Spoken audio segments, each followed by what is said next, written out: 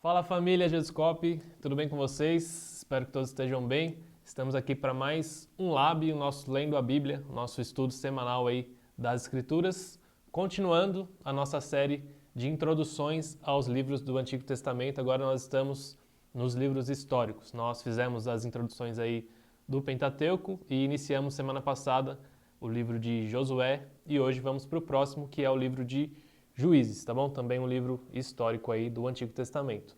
Vamos só fazer uma oração juntos aí para nós iniciarmos o nosso momento aqui. Pai, muito obrigado, Pai, por mais esse tempo aqui juntos na Tua presença. Pai, mesmo que à distância, Pai, nós estamos aqui em comunhão ao redor da Tua palavra, da Tua presença. Nós pedimos que o Teu Espírito nos ajude nesse momento aqui, Pai, nos faça compreender, Pai, nos dê revelação da Tua palavra, nos ajude também a praticar tudo que temos aprendido, Senhor, que as Tuas palavras gerem vida em nós, Pai, que gerem ação em nós, Pai, que através do conhecimento de quem Tu és, Pai, nós possamos Te exaltar mais, Te glorificar mais, Te bendizer mais e viver de fato para a Tua glória, Pai. Nós pedimos no nome de Jesus. Amém. Amém? Você então, como você já sabe, né, você que está acompanhando a nossa série, nós estamos fazendo essas pequenas introduções aos livros com o objetivo de facilitar a leitura aí de todos nós, né? Nós temos sempre esse costume de ler a Bíblia de forma contínua. Nós, esse ano, como praticamente todos os outros, nós começamos uma leitura bíblica anual, né? Muitos ainda estão aí participando com a gente, mas o que eu sempre digo é mesmo que você tenha se perdido aí na sua leitura anual, mesmo que você tenha parado, tenha desanimado, volte a ler, né? Então não fique preso nas suas metas, né, nos seus propósitos, mas entenda a necessidade e a importância de estar sempre lendo as Escrituras, mesmo que você não siga nenhum plano fixo, mesmo que você não consiga acompanhar uma galera, mas leia o que você conseguir ler, né? Um capítulo, 2, 3 por dia, 10, 15 minutinhos do seu dia aí, tá bom? Tire para a leitura das Escrituras e faça isso de forma contínua para que você cresça no entendimento da palavra de Deus como um todo, né? Não desanime de ler por não fazer uma meta, um objetivo seu, mas continue, persevere, né, para que você possa crescer em entendimento de forma, como a gente sempre fala, de forma mais geral, mais global da Bíblia como um todo, tá bom? Então, essas introduções são para ajudar a mostrar para vocês o propósito de cada livro de maneira um pouco mais abrangente, para que vocês não fiquem presos, né? Para que todos nós não fiquemos presos apenas em pequenas histórias ou personagens, mas entendamos o livro de forma mais abrangente, tá bom? Como a gente sempre começa, né? Como eu disse no início, no livro de Juízes, hoje a gente vai falar um pouco, e como sempre começamos falando um pouco sobre a questão de data e autoria. Então, a data do livro de Juízes, assim como os outros que nós já passamos por enquanto, também não é uma data de fácil, né, que é possível a gente ter muita precisão em relação a quando foi escrito, justamente pelos mesmos motivos anteriores, né, pela antiguidade, pela falta de argumentos,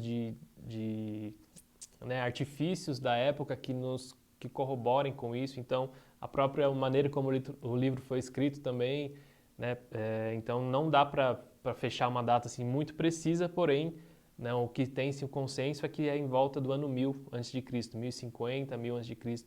foi escrito, e quem escreveu, né, pela tradição rabínica judaica, quem escreveu o livro de Juízes foi Samuel, né? Porém, da mesma maneira que nós falamos também nos outros livros, há a possibilidade de ter outros autores, adições, edições. Então, talvez não 100% do livro foi escrito por Samuel, embora ele muito provavelmente participou realmente da escrita, né, mas não 100% foi escrito por ele, porque às vezes a gente tem essa ideia, né, o autor do livro é Samuel, então Samuel sentou lá e escreveu do começo ao fim, né, do primeiro versículo ao último. E não é bem assim, né? Até os próprios estudiosos dizem que muito provavelmente, assim como outros livros que a gente já viu, o livro de Juízes também já é uma coletânea de registros que já existiam de histórias, talvez que não foram escritas, mas que foram passadas pela tradição oral, né? E o povo de Israel tem uma cultura muito forte, né? Ou tinha dessa tradição oral. Eles conseguiam passar informações históricas com precisão de uma geração para outra através dessa cultura. Então, eles já tinham muito dessas histórias e foi-se feito ali um compilado, né, uma edição, colocou-se tudo junto nesse livro de Juízes, né, para que fosse de fato registrado e permanecesse até nós hoje, né, quanto tempo depois, 3.000 anos aí depois, nós ainda temos acesso a esses escritos, né, graças a todo esse esforço que foi feito lá, primeiro de forma oral, né, de se passar a tradição e depois na forma escrita. Então, graças a isso nós temos ainda esses registros e podemos acessá-los, tá bom? O propósito, né, como a gente também sempre menciona, o propósito do livro de Juízes não é mostrar simplesmente as histórias ali de alguns que nós conhecemos, né, como Gideão, Sansão, Débora, mas sim mostrar o povo de Deus como um todo. Então, a gente vai ver que é um livro, estava comentando com o Caio, é um livro bem pesado, né? Não é um livro leve assim de se ler, tem umas histórias bem complexas, né? E o objetivo geral do livro é realmente mostrar esse fracasso do povo de Israel, né? Nesse afastamento que ele teve de Deus. Então, como a gente viu na aula anterior, né? Josué teve sucesso, né, na sua liderança, ele conseguiu fazer uma boa sucessão de Moisés, conquistou as terras, entraram na terra prometida finalmente, conquistaram a terra, dividiram entre as tribos. Porém, passado esse período, né, a própria palavra diz que após a morte dele, essa geração que não conhecia Josué já começou a decair, né, de forma moral, religiosa, a errar, a pecar, enfim. E aqui o livro de Juízes é um retrato disso, né? O povo mostra esse grande fracasso do povo em realmente seguir a Deus, seguir os mandamentos, em ser fiel à aliança que eles tinham feito com Deus, né? Então, como também a gente viu, né, em Gênesis, por exemplo, é uma decadência, né? O livro começa num aspecto bom, regular, e ele vai decaindo, né? Vai mostrando a decadência do povo, a depravação do povo, como o povo não conseguiu de fato se manter fiel às alianças. Então e por que esse nome, né, Juízes? A gente fala juízes, dá essa impressão de magistrado, né, de agente da lei, daquele que julga, mas nesse caso aqui não é simplesmente isso, né? Embora Débora, por exemplo, tenha exercido um pouco desse papel e Israel tinha esse costume também, né, a gente vê alguns relatos bíblicos, os homens experientes, os anciãos se assentavam na porta das cidades, né, das vilas, para resolver os assuntos pertinentes à cidade, né? Então era esse grupo de homens que tinha essas decisões jurídicas como nós temos hoje. Nesse caso aqui de juízes, eles são mais líderes militares, né? São pessoas levantadas por Deus como líderes militares para libertar o povo de Israel dos seus opressores, dos seus inimigos, né? E tudo isso ocorre por um ciclo, né, que é muito claro nesse livro dos Juízes, dessa questão de pecado, opressão, arrependimento, libertação e, enfim, a paz, né? Então, esse ciclo vai ocorrendo várias vezes ao longo do livro, né? Então, nós podemos ver que Deus intervém, assim como ao longo de toda a Escritura, né, todo o Antigo Testamento, a gente vê que é um ciclo comum a todo Israel e a todo o povo de Deus, nós cairmos nisso, né? Pecado, opressão, arrependimento, libertação, e aí Deus vem e traz a paz, e aí caímos de novo. Então, nós somos meio que fadados a esse ciclo aí por causa do pecado, né? Não pela criação divina, mas por conta do nosso próprio pecado que nos leva a essa depravação toda, né? Esse decaimento na nossa moral, na nossa religião, em relação a seguir os mandamentos, tá bom? Então, basicamente, o livro de Juízes, ele traz essas histórias, esse compilado de história desses heróis ou desses juízes, dessas pessoas levantadas por Deus para libertar o seu povo, né? E mostrando também toda a queda da moral, né? Da questão ética desses juízes e também do povo de Israel como um todo.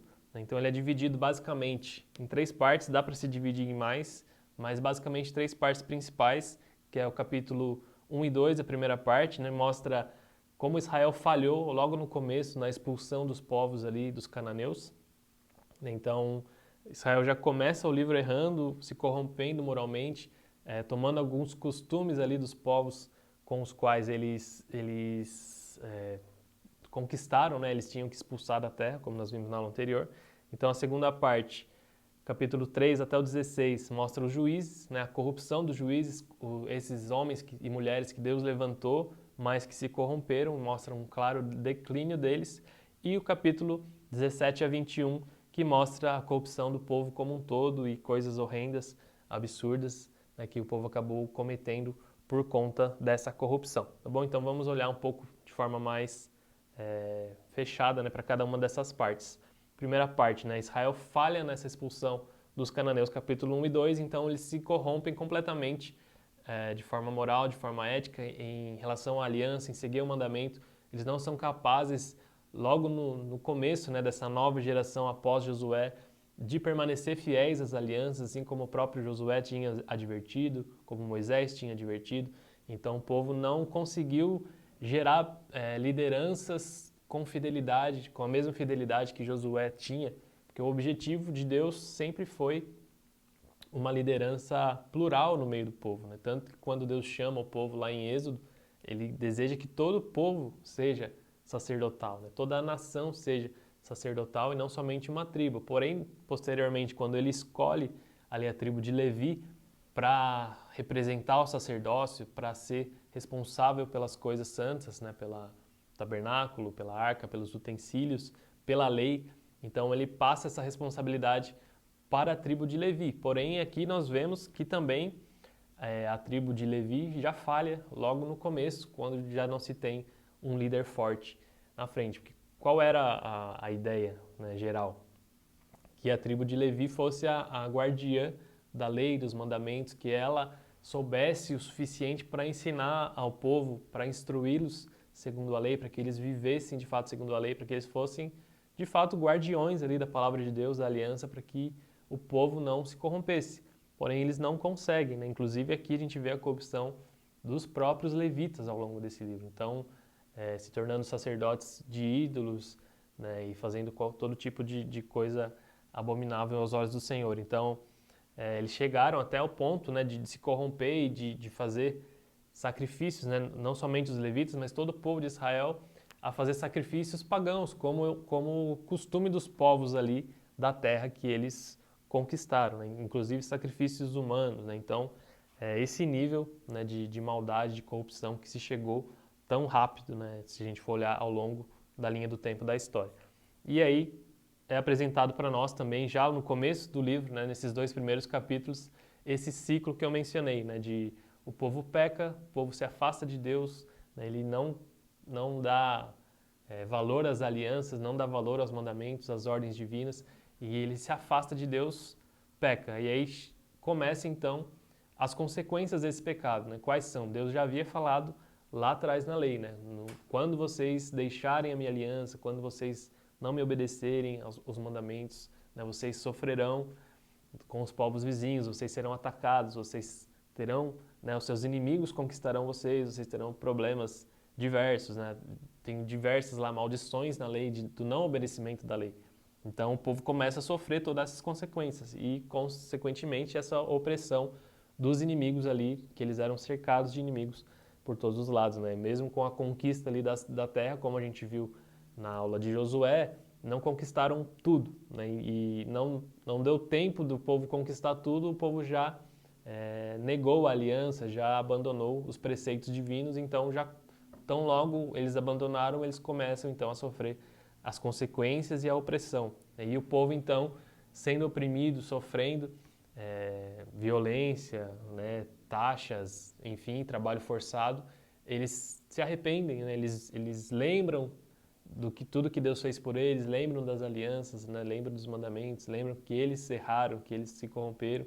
Então eles se voltam para Deus, né? E Deus, misericordioso, gracioso que intervém mais uma vez e levanta alguém, nesse caso aqui de juiz, né? Levanta um líder que os libertaria dessa opressão do povo. Então esse líder, né, algumas vezes ele consegue aí libertar de forma completa, algumas de forma parcial, mas ele liberta então o povo e o povo passa a ter um período de paz, né? Então tem alguns trechos aqui do livro que falam, né? Então viveram em paz, sei lá, por 40 anos enquanto fulano viveu, né? Então nós vemos que essa sequência basicamente em todo o livro, né, mas já é apresentada logo nesses capítulos iniciais, tá bom? A partir disso, nós entramos na segunda parte, que mostra mais a questão dos juízes propriamente dita, né? Cita eles pelos nomes, então nós temos lá, por exemplo, eu marquei Otoniel, Eude, Débora, Gideão, Jefté, Sansão, então ele vai mostrando todas essas figuras que muitas vezes nós conhecemos como personagens, conhecemos parte da história, mas não vemos de forma abrangente. Então, o que nós temos que enxergar aqui, olhando para o livro, é como essa corrupção dos juízes acontece, esse declínio no modo como eles viviam, obedeciam e faziam a vontade de Deus. Então nós começamos com juízes que são bons, né, que ouvem a Deus, que consultam ao Senhor, que estão preocupados em fazer a vontade de Deus, que o conhecem de fato, né, que sabem interpretar a vontade de Deus, a lei, e enfim, que talvez até conheçam um pouco do que aconteceu nas gerações anteriores e tem esse zelo pela aliança, tem esse zelo pela vontade de Deus e de transmitir isso ao povo. Então, por exemplo, os bons aqui, né, Otoniel, Eude e Débora, eles fazem um bom serviço, né? Eles conseguem fazer esse aspecto, como eu disse, da libertação, da paz, sem fazer nada desagradável aos olhos do Senhor, mesmo depois disso. E a gente já começa após esses juízes, né, ao declínio. Então, nós começamos com juízes que são bons, passamos para juízes regulares, ruins e o pior de todos que está lá no final. Tá bom? Então, desses bons nós passamos para um regular, que é Gideão. Nós conhecemos a história de Gideão, né? Deus chamou ele de uma família insignificante, como ele mesmo diz lá do povo de Israel, levantou ele como líder, né? Ele derruba ali o altar de Baal, ele chama os soldados, convoca, Deus fala que é muita gente, porque Deus não queria que eles tivessem o mérito da vitória, né? E sim o próprio Deus. Deus coloca ali alguns testes, então ele acaba somente com 300 soldados, né? Ele vence todo o exército inimigo com apenas esses 300 soldados, com a tática de guerra que Deus havia dado a ele, né? Com as lamparinas e os vasos que são quebrados ali, um grande grito, e o povo inimigo acaba se assustando e acaba se ferindo, né? Então, Gideão tem essa grande conquista, né? Ele ouviu a voz de Deus, ele fez testes ali com Deus, né? Essa história é bem conhecida, mas após esse período, né, que ele conquista, ele falha, né? Ele acaba matando alguns israelitas que não se juntaram a ele nesse percurso, né? E isso não era a vontade de Deus, obviamente. E também ele acaba fazendo um ídolo, né? Ele talvez, não sei se a intenção dele era fazer um ídolo ou somente um memorial, né? Mas o problema é que acabou se tornando um ídolo para o povo de Israel, uma armadilha, né? E o povo começou a adorar aquele ídolo que Gideão havia feito ali após as suas vitórias, né? Então isso é algo que marca a história dele de forma negativa, né? E aí, piorando um pouco, né, depois de Gideão, vem Jefité, né, que é basicamente um cara que vivia isolado, né, que era um tipo um matador de aluguel, digamos assim, que vivia nas montanhas, né? Ele era um cara conhecido pela sua violência, pela sua habilidade na guerra, porém ele era um cara assim isoladão, né? Ele não conhecia muito bem nem mesmo o povo de Deus ou o próprio Deus, tanto que nós vemos, né, o que ele faz, né? Ele consegue também conquistar essa vitória contra os seus inimigos, porém ele, pelo fato dele não conhecer a Deus, ele acaba sacrificando sua própria filha, né, a Deus. Então ele pega um costume totalmente ali dos pagãos, dos cananeus, e ele atribui isso ao Deus de Israel, né, a Yahvé. Então nunca foi o desejo de Deus, né, Deus nunca pediu isso, inclusive Deus fala contra isso. Se ele conhecesse minimamente o próprio Deus que ele estava ali servindo, ele não faria esse tipo de coisa, né? E mesmo tendo falado, né, como ele fez um voto de que ele faria, se ele se arrependesse, se ele buscasse conhecer a vontade de Deus, ele não faria, né, esse sacrifício humano, mas muito provavelmente tudo indica que ele acabou sim fazendo isso, né, e não que isso seja a vontade de Deus, né? Uma coisa que a gente tem que tomar muito cuidado também lendo esse tipo de livro, né, nas Escrituras, é que não é porque está registrado algo que é a vontade de Deus. Muitas vezes as pessoas perguntam para nós, nossa, mas como, né, pode esse tipo de violência, esse tipo de sacrifício, esse tipo de genocídio, como a gente viu em Josué, nas Escrituras, né? Então, não é porque está registrado na Escritura que Deus aprovou, que Deus autorizou, que Deus pediu, né? Nesse caso, que é um registro histórico de fatos que aconteceram. Então, a Bíblia está simplesmente registrando e não dando o aval, né? Falando que está certo, que está correto. Não, né? Não é porque está registrado que está correto, né? Que isso fique bem claro. Nunca foi o desejo de Deus, como eu disse, principalmente essa questão de sacrifício de pessoas, Deus jamais pediu isso, né? exceto o caso que Deus fez com Abraão para prová-lo, né? E nós sabemos muito bem que ele não concluiu isso, foi somente para provar o coração de Abraão, né? Então, essa ressalva é importante, tá bom? Então nós vemos esse decaimento, né? Começou bom, regular com Gideão, ruim com Jefité e se tornou pior, né? Pior possível talvez com Sansão, né? Sansão também tem uma história bem conhecida, né? Da sua questão de ser nazireu, da sua força, da sua violência, né? Do modo como ele era promíscuo, e ele já começa praticamente o seu ministério, o seu tempo como juiz, praticamente desprezando completamente a vontade de Deus, né? Se envolvendo com mulheres pagãs, né? Dos outros povos, que era recomendado não se envolver, fazendo coisas que como nazireu ele não deveria, como por exemplo tocar ali o cadáver de um animal, pegar o mel do cadáver, né? Enfim, a Bíblia narra, né? Esse texto de Juízes narra diversos erros de Gideão, um atrás do outro, e ele não se importa, né? Deus havia chamado ele, né, escolhido ele desde o ventre, inclusive, porém ele simplesmente despreza essas alianças. A gente vê que o Espírito usa ele em algumas circunstâncias para trazer essa libertação, porém, se ele fosse alguém de fato fiel à aliança, à vontade de Deus, que ele tivesse esse desejo de seguir tudo que Deus tinha para ele, provavelmente ele teria muito mais sucesso do que ele teve nessa jornada dele, né? Então, nós vemos que ele termina totalmente desolado, né, com seus olhos furados por conta de revelar a questão da sua força, né, e preso e zombaria, e acaba morrendo ali, né, acaba matando muitos inimigos também na sua morte, mas é uma morte completamente trágica, né, uma vida completamente trágica. Então muitas vezes a gente traz essas histórias, né, até para as crianças como histórias legais de ser contadas, tal, mas é importante também a gente ressaltar o tanto de erros que eles cometem, né? Porque Sansão, tipo, é super conhecido pela sua força, ele era o juiz, tal, salvou o povo, mas quanta coisa errada ele não fez, né? Então é importante a gente trazer essas ressalvas que eles não eram homens perfeitos, não eram homens bons, né? Eles são somente homens que Deus chamou para esse momento de libertação, que Deus usou nesse período, porém, eles sim falharam, erraram, né, diversas vezes, de diversas maneiras, fazendo esse completo declínio aí de forma moral, religiosa, ética. Então nós vamos vendo que ao longo de toda a Escritura, né, como nós vimos até agora e vamos continuar vendo, há essa narrativa de que o homem, se afastando de Deus, a tendência natural dele é o pecado, é o erro, é a depravação, né? Então o homem continua nesse seu processo de queda, né, como a gente sempre fala.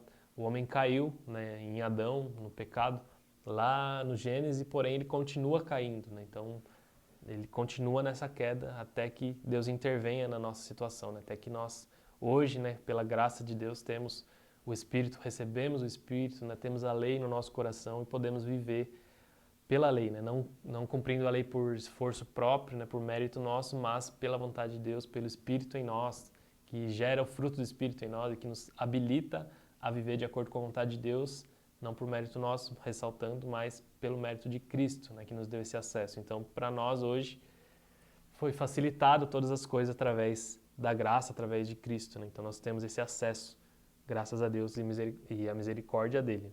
Mas o caminho natural do homem sem Deus é o pecado, a destruição, a depravação, e o homem continua nesse percurso, né, ao longo de toda a Escritura.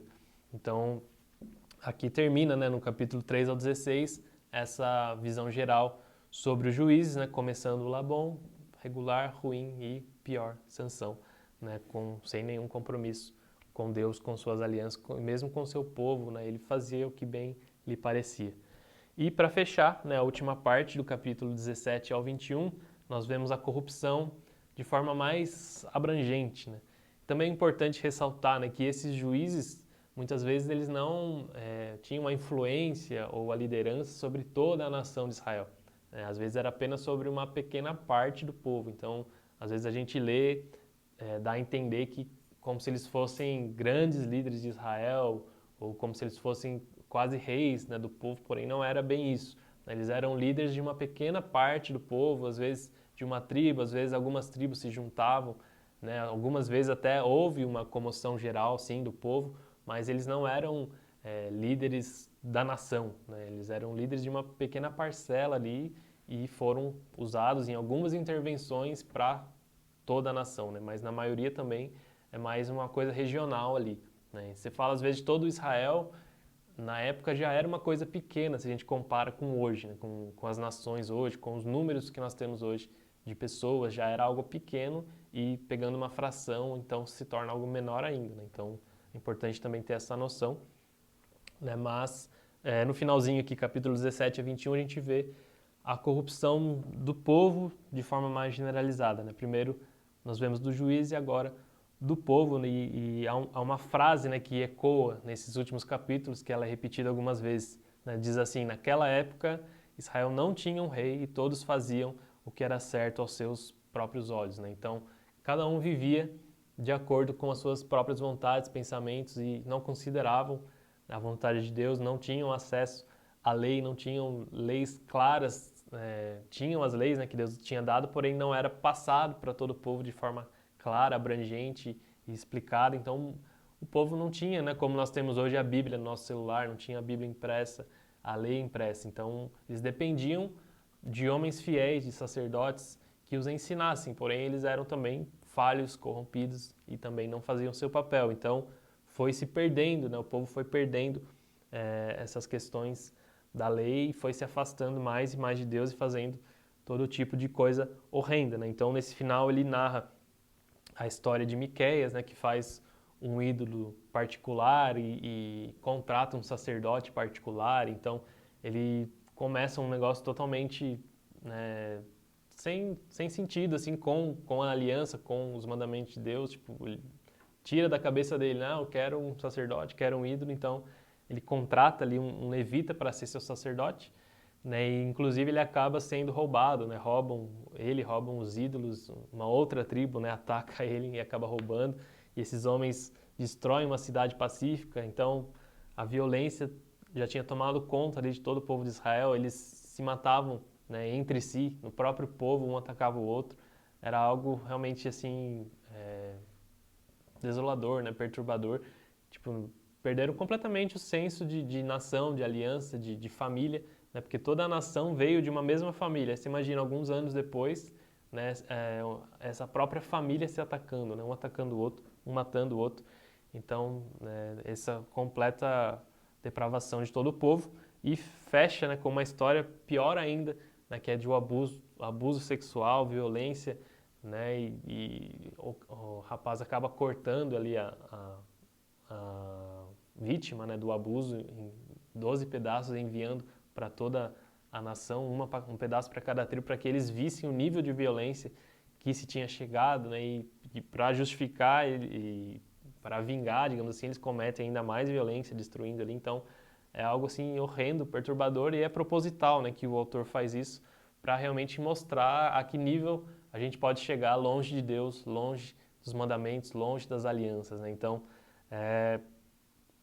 assim, tipo, difícil até da gente falar, né? Porque é um contexto, claro, lá do passado, que talvez lá na época era mais comum entre os povos, porém nós vemos que entre o povo de Deus não devia ser algo comum, não era algo comum, Deus nunca quis isso, né? E quando o povo seguia de fato os mandamentos de Deus, a lei, quando haviam pessoas fiéis à aliança, o povo não vivia de maneira nenhuma parecida com isso, até porque a lei que Deus havia dado a Israel era uma lei muito ética, muito moral, muito correta, né? Não havia nada parecido na época. Então, inclusive, se tornou, né, modelo para nós até os dias de hoje, né?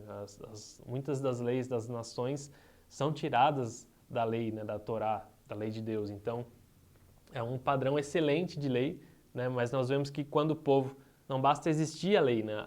Tem que haver o conhecimento da lei e a aplicação da lei, né? Então, não adianta nada o povo ter a lei ali, ser a nação escolhida de Deus, porém não ter o menor interesse em segui-la, em conhecê-la, em aplicá-la, né? E não ter meios, né? Hoje nós temos leis e temos algumas mais do que outras, né? Mas temos ferramentas para a aplicação dessa lei, né? Então, por exemplo, se você não anda na velocidade correta com seu carro na sua cidade, você vai receber uma multa, né? Então, esse é um modo de fazer com que a gente siga a lei, né?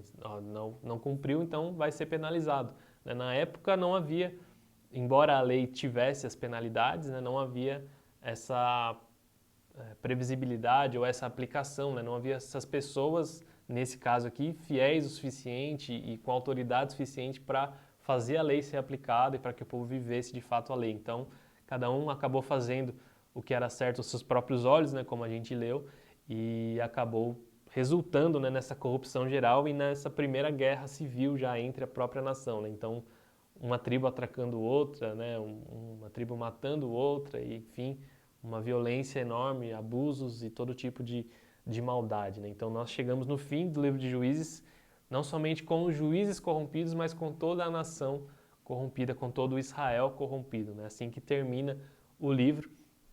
E, né, como eu disse, é um grande retrato de toda a história humana, toda a história bíblica, né? Nós começamos bem, né, com Deus, perfeitos, bons no jardim, então depois do pecado começa toda a nossa trajetória de queda, né? Aqui o livro também, né? Eles começam bem, começam ali na terra, porém logo no início já, né, na geração seguinte, como a gente viu depois de Josué, eles já começam a falhar, a errar, a pecar e começam nesse declínio, nessa decadência, né? Então, assim é uma repetição, né, da história geral da humanidade, do povo de Deus, enfim, né? E está registrado aqui para que a gente, de fato, enxergue isso, né? E enxergue essa decadência e o modelo para não ser seguido, né? Então, o que nós não queremos é chegar nesse nível de declínio por abandonar os mandamentos, a vontade de Deus, o relacionamento com o próprio Deus, né? Então,